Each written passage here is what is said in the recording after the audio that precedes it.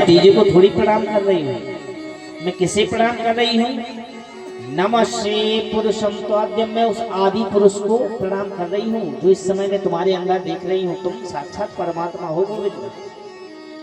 ईश्वरम प्रकटे परम, ईश्वर हो, इसलिए मैं उस ईश्वर को प्रणाम कर रही हूँ अर्जुन।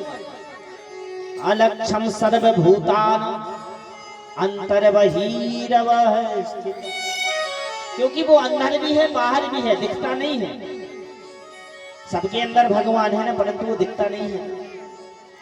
अंदर भी है बाहर भी है, पर माया का पर्दा डाल रखा है। माया जवन का छन्नन धर्म धोक्षज मम्बई, माया का पर्दा सबके ऊपर डाल रखा है, इसलिए सब माया में पड़े। वंदना करी है।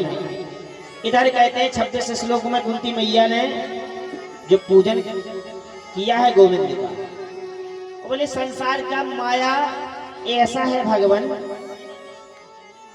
आपने सब पे जादू कर रखा है। कुंती मैया कहती है भगवान एक जादूगर होता है।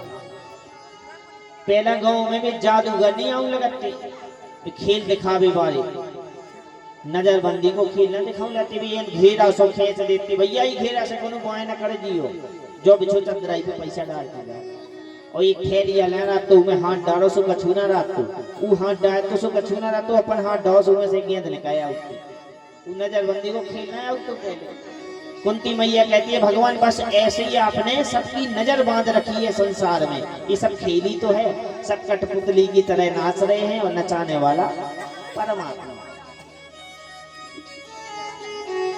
कठपुतली की तरह कि भगवान की जादूगरनी माया नचा रही है, सब नाच रहे हैं। इसलिए भगवान आदि पुरुष को मैंने प्रणाम किया। अंत में जब भगवान प्रसन्न हुए कुंती मैया से, बताओ मैया तुम्हें मैं दूं क्या?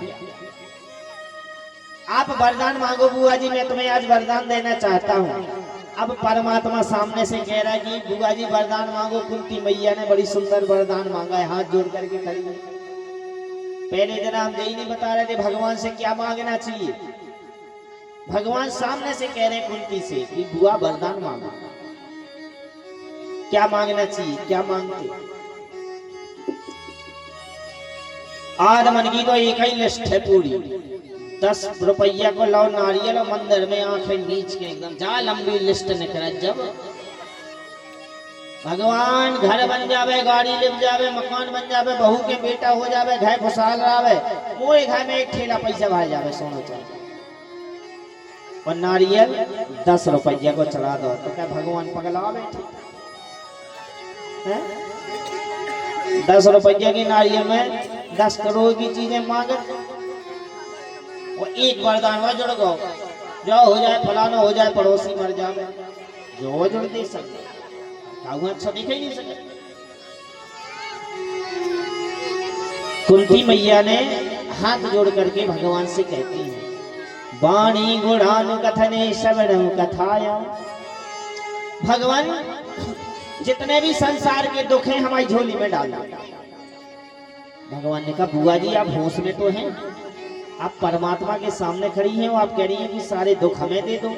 आपने शुरू से लेकर आज तक दुखी तो भोगा है, इन बच्चों को पाला है, आपके पति की मृत्यु हो गई थी, आपने इन बच्चों को पाला, फिर भी इन कौरवों ने आपको कुछ नहीं दिया, आपने वनवास किया, शुरू से लेकर अंत तक अभी तक आपने दुखी तो भोगा है।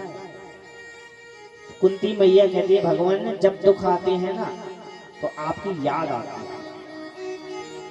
क्योंकि सुख में लोग भगवान को भूल जाते हैं ना। जब आदमी पे अच्छा दुखी हो गए, आदमी पे संकट पड़े, हे भगवान हे भगवान, और जब अच्छा ठाठ बाट से आवे तो कह को भगवान, हाँ फिर भगवान याद थोड़ी आता है। इसलिए भगवान आपकी याद आती है, इसलिए धन वैभव हमें किस काम का चाहिए?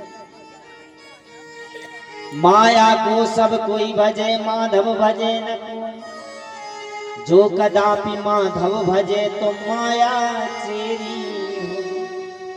के सुख के माथे सिल पड़े, हरि हृदय सो जाए, बलहारी बा दुख की जो पल पल नाम रटाए। इसलिए भगवान दुख हमारी मर्जी में डाला, झोली फैलाई गोदी मैया खड़ी। भगवान ने भक्ति का आशीर्वाद दिया है। बोलो वृंदावन में हरिलाल की। क्योंकि भगवान से भाई मांगना है, सामर्थ्य के अनुसार मांगना चाहिए।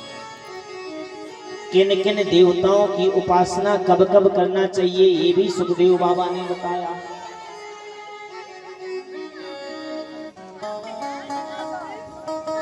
जिनके यहाँ खेती हो गए, जो चाहते हैं कि भैया हमारी खेती अच्छी हरी भरी रहे, वे देव माता अदिति की उपासना करें। देव माता अदिति को पूजने से खेती बड़ी सुंदर होती है। जो चाहते हैं भैया कई निकल महाराज चुनाव लड़ने, तो बे मनुअन की उपासना करें।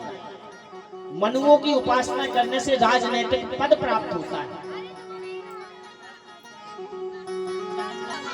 और जिनके यहाँ फसल अच्छी नहीं होती वो देव माता अदिति की उपासना करें। जो लोग जो पढ़ाई लिखाई करते हैं, यदि बुद्धि ठीक से याद ना होता हो तो वो बच्चे भोले बाबा की उपासना करें। भोले बाबा उनकी बुद्धि का ध्यान रखें। क्योंकि भाई बच्चों के पास पढ़ते रहते हैं, उनके पास इतना समय नहीं रहता ना कि वो घंटों पूजा करते ना। इसलिए भोले बाबा कह रहे एक लोटा जल हमारी पे चढ़ा दे, बस पढ़ते रहे, उतना में कल्याण। भोले बाबा की उपासना करें।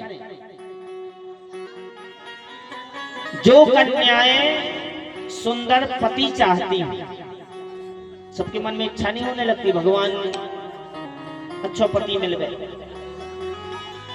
इन्हें हंसने वाली बात नहीं है, सही बात है भाई। हर कोई चाहता है कि हमें जीवन साथी ऐसा मिले कि जो हमारे सुख दुख में साथ दे। तो माता पार्वती और भोले बाबा की उपासना, गौरी शंकर की उपासना करें तो सुंदर पति की प्राप्ति होती है। और जो लोग चाहते हैं भैया हमें सुंदर पत्नी मिले, बेटी की उपासना करें।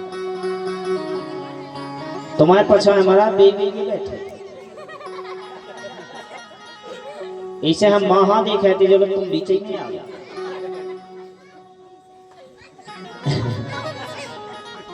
जो बच्चे चाहते हैं कि भैया हमें सुंदर पत्नी मिल गए, वे उर्वशी की उपासना करें। उर्वशी की उपासना करने से सुंदर पत्नी की प्राप्ति होती है, पता है? हाँ, तुम्हें भी और ना जी महाराज के पछाए जी बैठे जी सब। अच्छा, एक कथा करवे गए थे हम नोएडा। ऐसे ही हमने बता दो कि भैया जो सुंदर पत्नी चाहते हैं भैया उर्वशी की उपासना करें। कथा करके हम गए कमरा में, और कमरा के वहां भीड़ लगी। महाराज तुमने वो मंत्र तो बताओ नहीं है, तुमने जो है बता दो, उर्वशी की उपासना करो, मंत्र बता दो। सो कल से हम जब को चालू कर दे। अरे हमने की एकदम बिल्कुल बाटे ही नहीं बैठे थे का। उर्वशी की उपासना करें। और बोले महाराज जी है कछू नहीं चाहने, कछुआ निकला आज हम तो ब्याह नहीं भाव, और हमें कछू चाहने भी नहीं है। तो बे नारायण की उपासना करें। मूलम ही विष्णु देवानाम, थोड़ा ही पत्ता में जल डाल से अच्छा। बोले मेन जड़ जो विष्णु भगवान है, नारायण की उपासना करें, उससे वो फल मिल जाता है। तत्व की परिभाषा श्री सूत जी महाराज ने बताई है। वदन्ति तत्त्वविदः तत्त्वदेयत ज्ञान मद्वयम् ब्रह्मेति परमात्मेति भगवानिति सभ्यते। बोले वदन्ति तत्त्वविदः तत्त्वदेयत ज्ञान मद्वयम् ब्रह्मेति परमात्मेति भगवान इति सभ्यते। बोले भगवान हर रूप में विराजमान होता है। जैसे ब्रह्मेति परमात्मेति भगवान, तो बोले तीन अलग अलग हैं क्या? बोले ना, अलग नहीं है। जो ध्यान लगाने वाला,